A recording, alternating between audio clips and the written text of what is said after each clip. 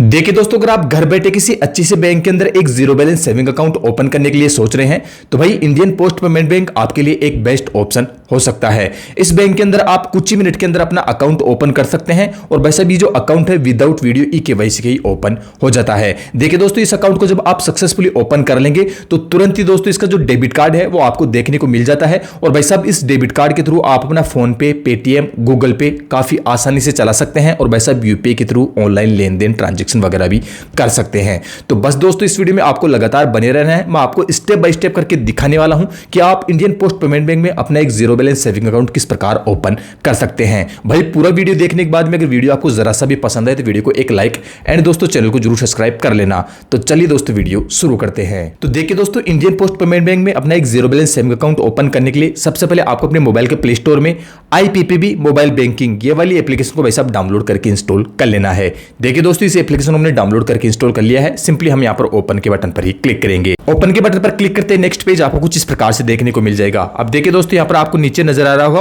Open saving account instant. Simply आपको इसी पर ही क्लिक करना है।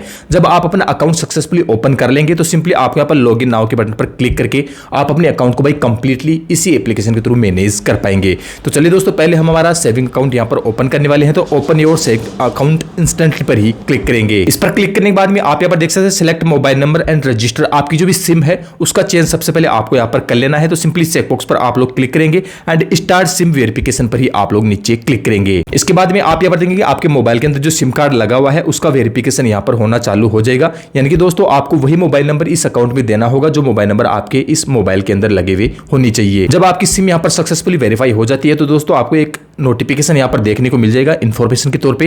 आप यहां पर देखेंगे इस अकाउंट को ओपन करने का जो चार्ज रहेगा वो 149 रुपए प्लस GST यहां पर रहेगा। ऐसा नहीं दोस्तों, ये चार्ज आपसे पहले ही लिया जाएगा। जब आप अपने अकाउंट के अंदर पैसा डालेंगे उसके अंदर दोस्तों 149 रुपए प्लस GST काट लिए जाएंगे जो कि अकाउंट की सर्विस फीस यहां पर रहने वाली है। इसके बाद में सिंपली हम यहां पर एग्री के बटन पर ही क्लिक करेंगे। एग्री के बटन पर क्लिक करते नेक्स्ट पेज आपको कुछ इस प्रकार से देखने को मिल जाएगा। आप यहां पर देख सकते हैं आपसे यहां पर पूछा जा रहा है कि आप इंडिया से बाहर कंट्री में टैक्स पेयर है। तो सिंपली आपको यहां पर नो के बटन पर ही क्लिक करना है। नो के बटन पर क्लिक करके भाई आगे बढ़ जाना है। आगे बढ़ते ही नेक्स्ट पेज आपको कुछ इस प्रकार से देखने को मिल जाएगा। अब आप लोग यहां पर देखेंगे भाई साहब सबसे पहले वेरिफिकेशन के लिए आपके आधार कार्ड के नंबर आपसे यहां पर मांगे जा रहे हैं।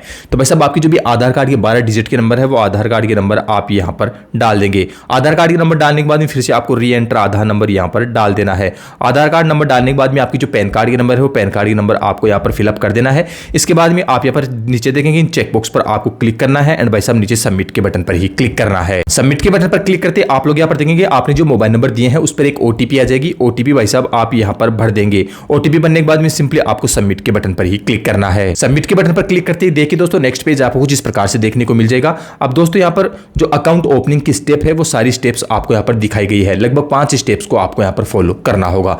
तो देखिए दोस्तों, सबसे पहले आपको अपनी पर्सनल इंफॉर्मेशन यहां पर देनी होगी। इसके बाद में आप अपने पैन कम्युनिकेशन एड्रेस आपको अपना यहां पर डालना होगा। इसके बाद में आपको अपनी नॉमिनी की डिटेल यहां पर ऐड करनी होगी। इसके बाद में आपको एडिशनल इंफॉर्मेशन यहां पर देनी होगी एंड भाई साहब आपको अपनी अकाउंट इंफॉर्मेशन यहां पर डालनी होगी। तो चलिए दोस्तों, सबसे पहले हम यहां पर पर्सनल इंफॉर्मेशन पर ही क्लिक करेंगे। पर्सनल इंफॉर्मेशन पर क्लिक करते ही आप लोग यहां पर देखेंगे आपकी जो भी मदर्स मिडिल नेम है वो आपसे यहां पर पूछा जा रहा है। आपकी जो हस्बैंड है या फिर वाइफ है उसका नेम आपसे यहां पर पूछा जा रहा है। मदर्स का नेम आपसे यहां पर पूछा जा रहा है।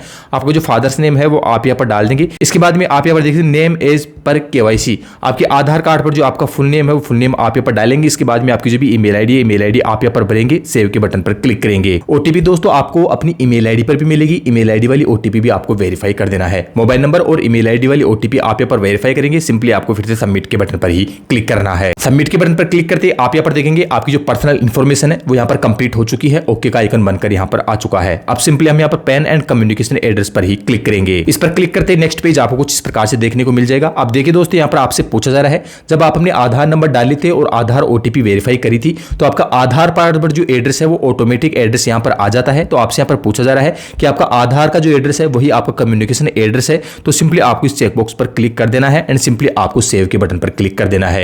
या फिर दोस्तों आपके आधार कार्ड पर कोई दूसरा एड्रेस है और भाई साहब आप रह किसी दूसरे एड्रेस पे रहे हैं, तो भाई साहब आपको इस चेकबॉक्स पर क्लिक नहीं करना है और आपको यहाँ पर एक नीचे नया एड्रेस फिलअप करने का पॉपअप देखने को मिल जाएगा। आपको अपना कम्युनिकेशन एड्रेस यहाँ पर डाल देना है। सिंपली हम यहाँ पर सेव के बटन पर क्लिक कर देंगे। तो हमारे केस के अंदर दोस्तों हमारे कम्युनिकेशन एड्रेस और आधार एड्रेस सेम है, तो सिंपली दोस्तों हम यहाँ पर इस चेकबॉक्स पर ही क्लिक करेंगे एंड भाई साहब सेव पर क्लिक करके आगे बढ़ जाएंगे। आप यहाँ पर देंगे तो हमारा पेन एंड कम्युनिकेशन एड्रेस के सामने भी यहाँ पर ओके बनकर आ चुका है। अब दोस्तों हमारी जो नॉमिनी की डिटेल है वो नॉमिनी की डिटेल पर हम यहाँ पर क्लिक करेंगे। नॉमिनी डिटेल पर क्लिक करते आप लोग यहाँ पर देखेंगे आपसे यहाँ पर पूछा जा रहा है कि आप इस अकाउंट के अंदर अपना नॉमिनी बनाना चाहते हैं, तो यस पर क्लिक करेंगे। या फिर दोस्तों इस अकाउंट के अंदर आप नॉमिनी नहीं बनाना चाहते तो आप यहाँ पर नो पर क्लिक करके सिंपली आप लोग आगे बढ़ जाएंगे। अगर आप नॉमिनी बनाना चाहते हैं तो यस पर क्लिक करेंगे। यस पर क्लिक करने के बाद में आप जिस व्यक्ति को नॉमिनी बनाना चाहते हैं, जैसे कि दोस्तों अगर आपका कोई बेटा है, आप बेटे को नॉमिनी बनाना चाहते हैं, या फिर अपनी फादर्स को नॉमिनी बनाना चाहते हैं, आप अपनी मदर्स को नॉमिनी बनाना चाहते हैं, जिसको भी नॉमिनी बनाना चाहते हैं उसका नेम आप यहाँ पर डाल देंगे। उस नॉमिनी की जो भी डेट ऑफ बर्थ है वो आप यहाँ पर फिल करेंगे। उस नॉमिनी से आपका क्या रिलेशन है, रिलेशन पर क्लिक करके आप अपना रिलेशन यहाँ पर चुनेंगे। जैसे मैंने आपको बताया कि आप अपने पिता या फिर माता या फिर किसी पुत्र पुत्री को नॉमिनी बनाना चाहते हैं, तो रिलेशन आप अपने यहाँ पर चुन लेंगे। और भाई साहब उस नॉमिनी का एड्रेस क्या है वो एड्रेस आप यहाँ पर डाल देंगे। अगर नॉमिनी का एड्रेस और आपका एड्रेस सेम है तो इस चेकबॉक्स पर आपको सिंपली क्लिक करना है एंड फिर से आपको सेव के बटन पर ही क्लिक करना है। आप यहाँ पर देखेंगे तो नॉमिनी वाली डिटेल के सामने भी ओके बनकर यहाँ पर आ चुका है। अब सिंपली हम यहाँ पर एडिशनल इन्फॉर्मेशन पर ही क्लिक करेंगे। एडिशनल इन्फॉर्मेशन पर क्लिक करते आप लोग यहाँ पर देखेंगे कुछ एडिशनल डिटेल आपसे यहाँ पर मांगी जा रही है। आप यहाँ पर देख सकते हैं आपकी जो भी नेशनलिटी है इंडिया यहाँ पर ऑटोमेटिक सेलेक्ट हुआ आ जाएगा। इसके बाद में आपका मैरिटल स्टेटस आपसे पर पूछा जा रहा है, शादी हुई तो मैरिड पर क्लिक करेंगे, अन्यथा अनमैरिड पर क्लिक करेंगे। आपका ऑक्यूपेशन टाइप आपसे पर पूछा जा रहा है, आप XYZ क्या काम करते हैं वो ऑक्यूपेशन टाइप अपने यहाँ पर चुन लेंगे। एनुअल ग्रॉस इनकम आपसे यहाँ पर पूछी जा रही है, सालाना की आपकी कितनी इनकम हो, इनकम आप अपने यहाँ पर डाल देंगे। आपका एजुकेशन का क्वालिफिकेशन है, आपने हाईएस्ट एजुकेशन कहाँ तक ली हुई एजुकेशन क्वालिफिकेशन आप यहाँ पर डालेंगे।